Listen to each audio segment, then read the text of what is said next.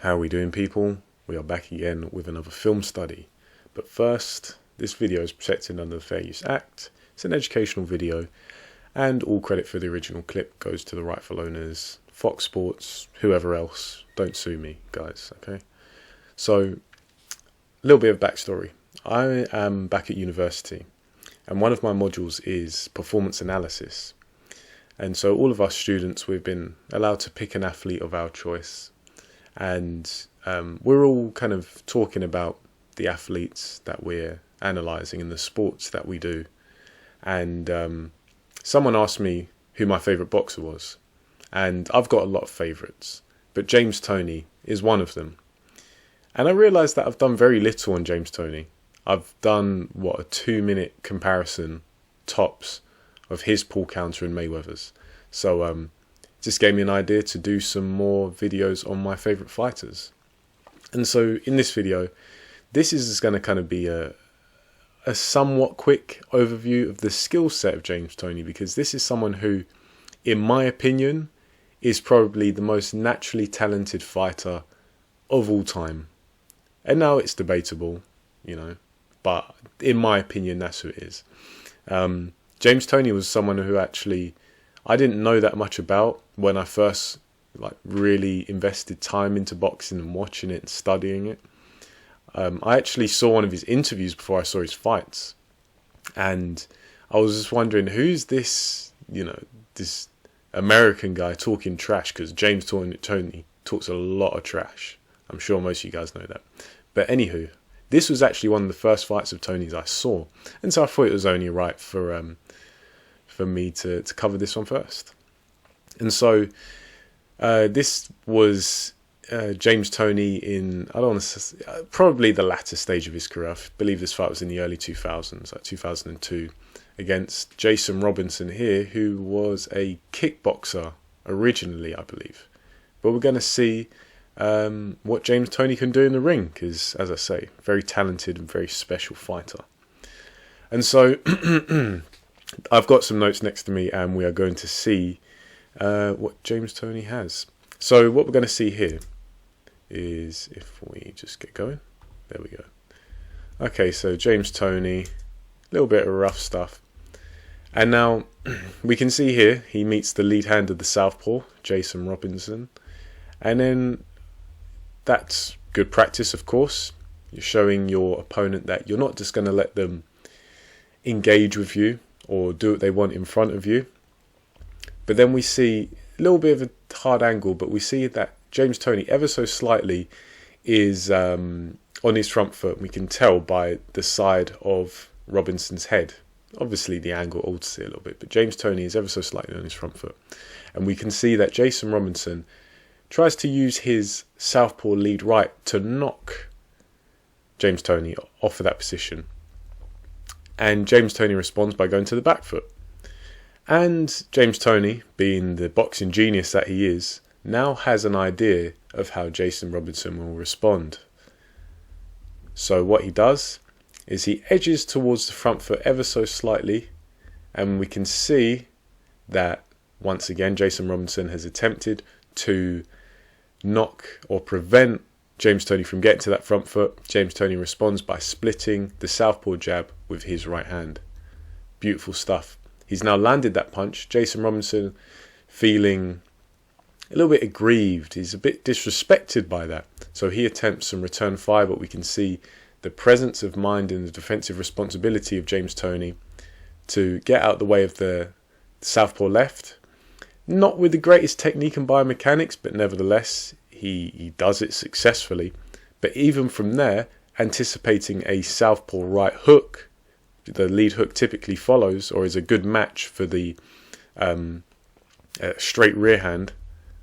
James Toney attempts to, or preempts rather, the southpaw right hook, and then swings his weight back forward under the, I guess you could say this is a right cross of Jason Robinson, and back under any more. Kind of gets clipped there a little bit, but nevertheless, that engagement, if we just play it back, there we go. Front foot, back foot, front foot, through the right hand. Good stuff. So that is point number 1. And now let's go to my next point that I have listed down. And so here we are going to see James Toney get timed. Now this shows the understanding that Robinson has, but also how you can be a great fighter like James Toney and still get hit, still make a mistake, still get caught out. And so here we see James Toney, he's kind of forward, so it's forward here, and then he's backwards, and then he's forward again, and then backwards. And Robinson has seen this, he's observed this, and he understands how he can exploit it, because this is a very rhythmic fashion, and with rhythm you can catch on, and the quicker you catch on, the chance of you having success catching that opponent out rises. And so James Toney's now in the back, and he's coming forward onto the front foot again, and he gets timed by Jason Robinson, and we can see James Toney on the back foot here. And what does he do? He does like a kind of 2-move thing, but he almost blends it together into one move. He's gone from the back into the center, or close to the center of his stance, and then from there come to the front foot, and then landed a right to the body, kind of shifts over into the southpaw stance, and then keeps himself low out of the firing line of any punches, and then just turns out and then disengages.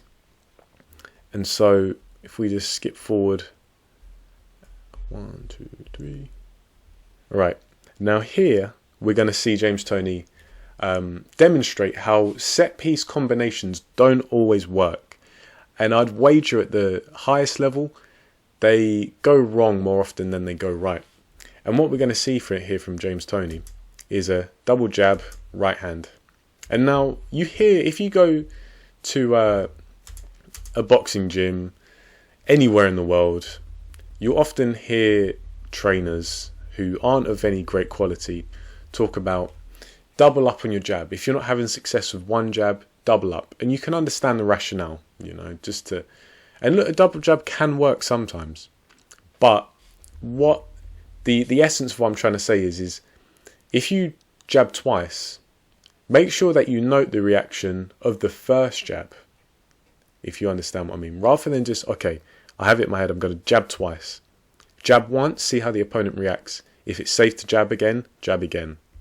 What we see here from James Toney, though, is this kind of stereotypical kind of cookie cutter jab, jab, right hand. But he's unaware of how Jason Robinson is going to respond. And he takes a right hook for his troubles. Not that it's any great right hook, but it's a punch nevertheless. And then when we see kind of a small break in the engagement, and then they come back, and then we see James Toney kind of prove me wrong almost and utilize a 1-2. But notice how the 1-2 is a little bit safer, because typically guys, they'll step with the double jab, and stepping with your punches can result in you getting timed. But nevertheless, James Toney uses a kind of set piece 1-2, misses. So even though he doesn't get countered, it shows that the set piece 1-2, like other set pieces, if it's not timed, it can be evaded. James Toney misses. What happens next? He doesn't just stand here. He doesn't just bring his hand back like most amateurs are taught. He bodies up, gets physical with Robinson, who's a much bigger guy than him, at least in terms of stature. Bodies up, and does he take return fire? No, he doesn't. So yeah, just something that you guys should maybe employ if you guys are boxing. Remember that if you miss, sometimes it's not realistic to bring your hand back. If we go to 357, close enough. Okay, this is beautiful. What do we see here? We see James Toney ever so slightly on the front foot, using the jab. Okay, we've just spoken about using the jab, but it's not enough to just use the jab. Remember that. You have to use the jab when you have to use it to ask a question.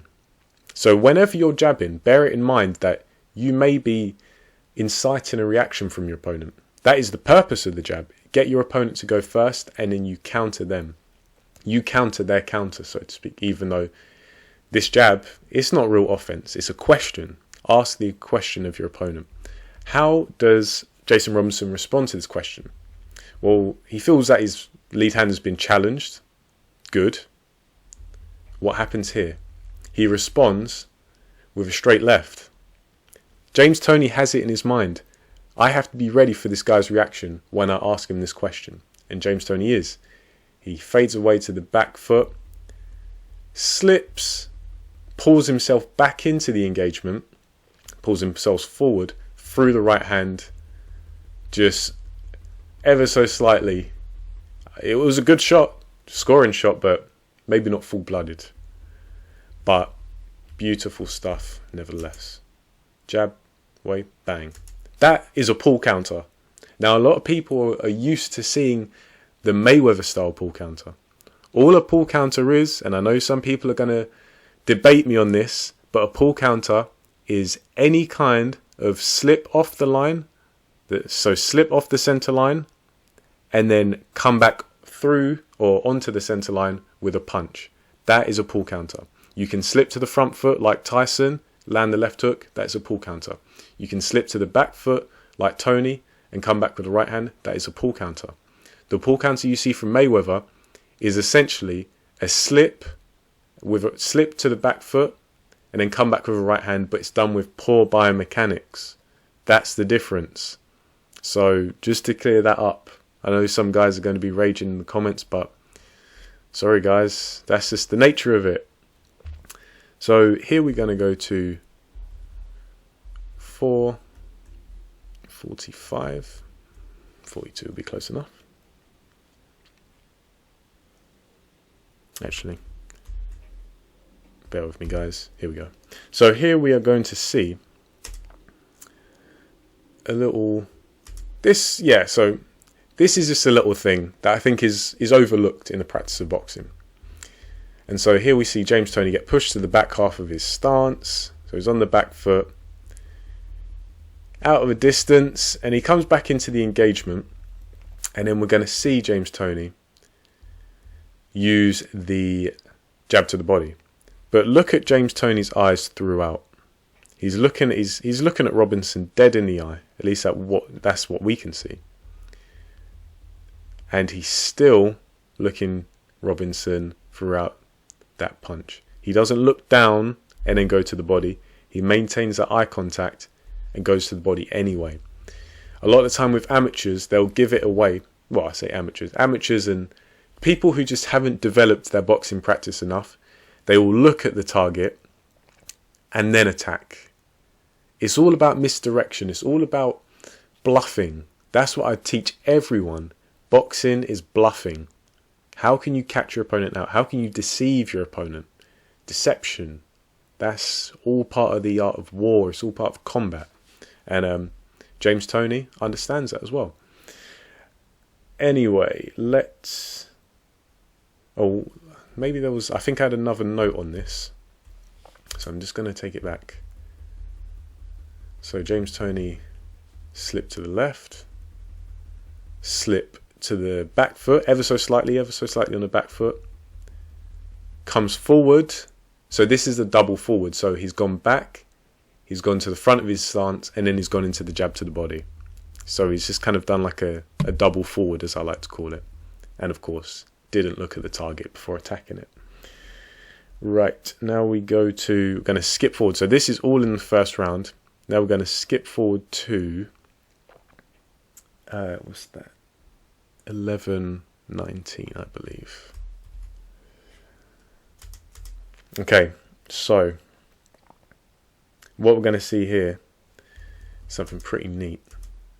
So here we see James Toney has been pushed to the back half of his stance with Robinson using those controlling shots. And so James Toney on the back foot here, so the right side is loaded. He's going to swing his weight forward. So he's now on the front foot of his stance and the left side is loaded. But what does he do here? He does like this little galloping motion ever so slightly. And you'll notice he's travelled forward while shifting his weight to the back foot so the right side is loaded again. Now this kind of galloping motion, some people would describe it as, I was taught it to be called a hot step, because as I say, you're travelling forward and changing where the weight is on your legs. It's kind of hard for me to describe, but let me just play it again. Just like that, you notice the little hop, the gallop. And then what that does is that's in the same lineage as the side step, the D'Amato shift that Mike Tyson would do. This is a linear version, whereas the version that Tyson would do was angular, because he'd be going almost like a rotational fashion around the side of his opponent, whereas this is in front of the opponent, as Toney is travelling forward while changing where the weight is in your stance. So this is quite complex, and I'm not going to spend too much time on it, but that's what Toney does. And why he does that is because his weight is now on the back foot, even though he travelled forward. And so what he does is he controls the space in the lead hand of Robinson with the lead jab, as we can see this unloaded punch while the right hand is loaded. And then we see him smash this right hand into Robinson. But you notice how he's not piecing it all together. He's not just going 1, 2, 3. He waits a little bit and then throws the left hook, which catches Robinson. Not the greatest biomechanics, of course. James Toney isn't perfect, but we can see from this gallop. From here, watch the timing. 1, 2, 3. You notice how it's 1, 2, 3. It's not 1, 2, 3. Like you see 10 out of 10 coaches do. 1, 2, 3. 1, 2, 3. 1, 2. 1, 2. 1, 2, 3. It's staggering the timing to catch the opponent out.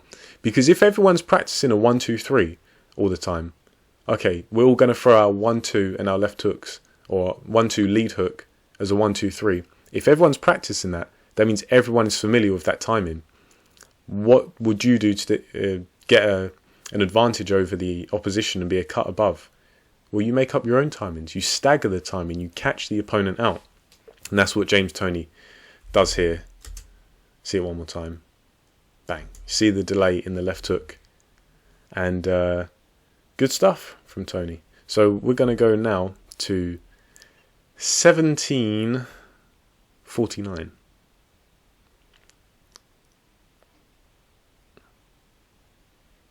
That'll do. Bang. All right. So this is a very dense engagement from Toney, from both guys. So I'm just going to let it play through, so you guys can get a feel for it in real time. Wow, what happened? I imagine you guys see that and you just think, oh well, James Toney knocked him down. Yeah, he did, but let's dig a little bit deeper. So here we see James Toney on the front foot, asking that question, hey Robinson, how do you like me being on this front foot? I'm closer to you. I'm in this dangerous, rewarding position. And he comes back and he comes forward.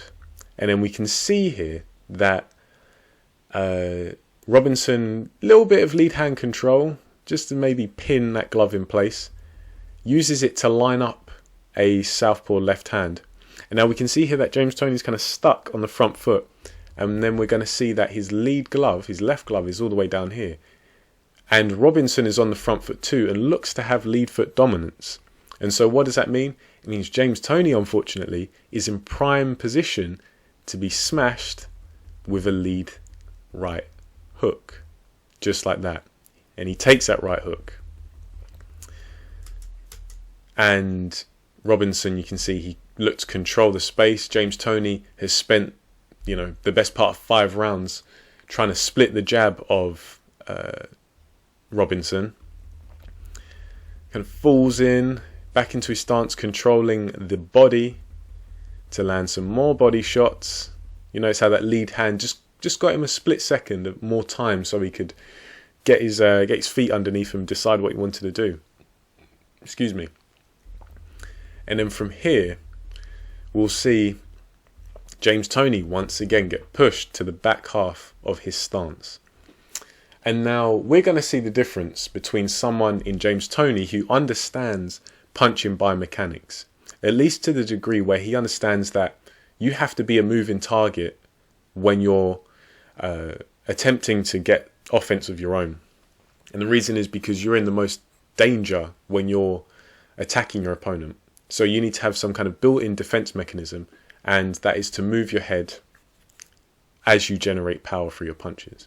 But then we have someone in Jason Robinson who has a very centralized stance and offense, and as a result of that, a byproduct, he is going to be on the center line, aka in the firing line of many different punches as he is attacking himself, putting himself in some incredible danger.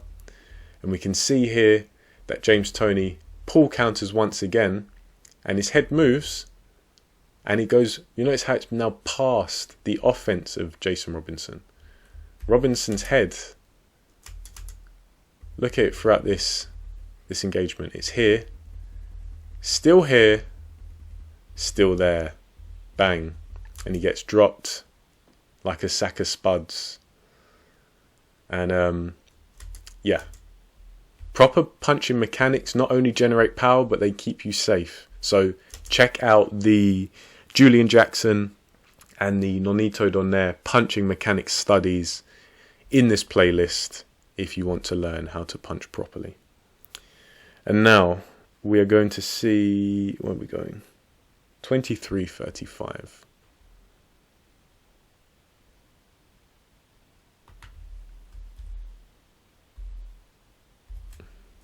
That'll do.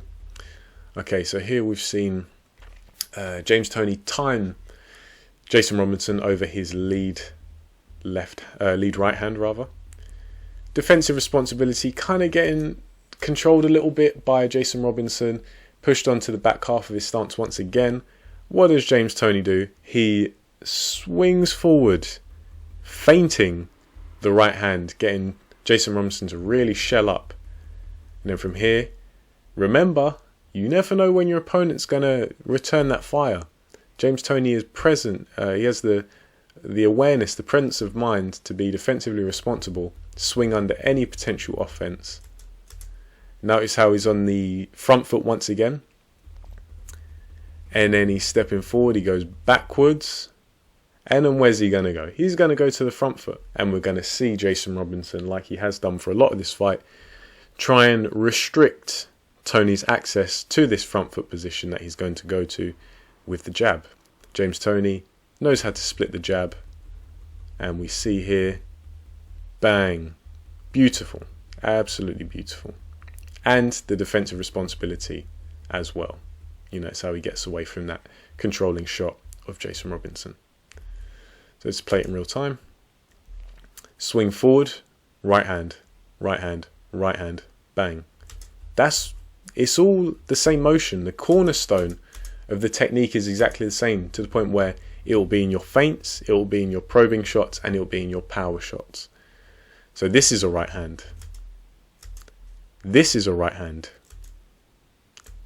And then that is a right hand. You notice how the movement's the same. It just depends whether you actually let the shot go at the end. So that shows how the head movement and the feints can actually set up your offense. And James Toney is a great example of that. And now if we just finish this study off with a big time knockout. If I just go to 24. Okay, this will do. Okay, what are we going to see here? We see James Toney on the back foot, looking to get away from these shots, these controlling shots of Jason Robinson. Comes back up. Don't know what's going on there. It's almost like Jason Robinson, he's a little bit gun shy. See, James Toney, even though nothing's coming, he's done this for a long time. He understands when things may come and he moves just in case. He's now on the front foot, and we see him get pushed to the back again, back of his stance again.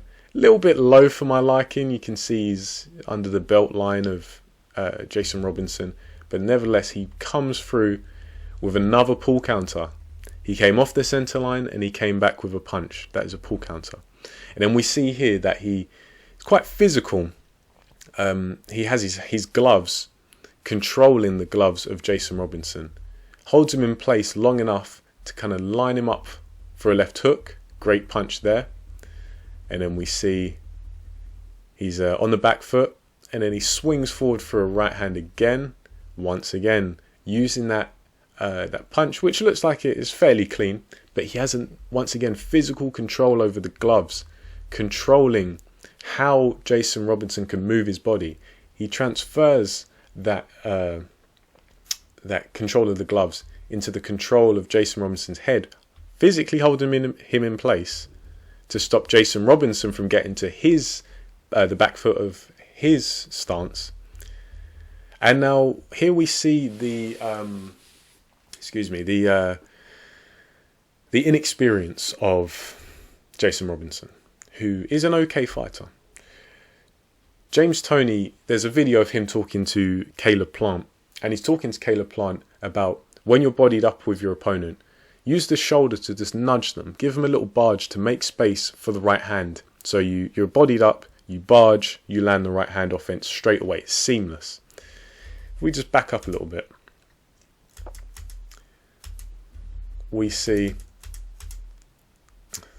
we've seen that Jason Robinson voluntarily backs up, and that gives James Toney the space to land or to throw this right uppercut. And then you notice how James Toney, the best biomechanics aren't really there, but he gets to where he wants to be, kind of takes the long route, controls the lead hand of Jason Robinson. They body up once again, and so twice in a couple of seconds, we see Jason Robinson, the experience of him, voluntarily back off. What does this do? He goes into punching range, giving James Toney space to land his punch. So Jason Robinson bodied up, oh, I don't want to be here. I'm not used to being here. Back off, get space, and then I'll control him with this, not much authority on this controlling shot here. James Toney times him over the top, and then Jason Robinson is made to eat shit by James Toney. So let me just play this for you guys again. You can see it in real time.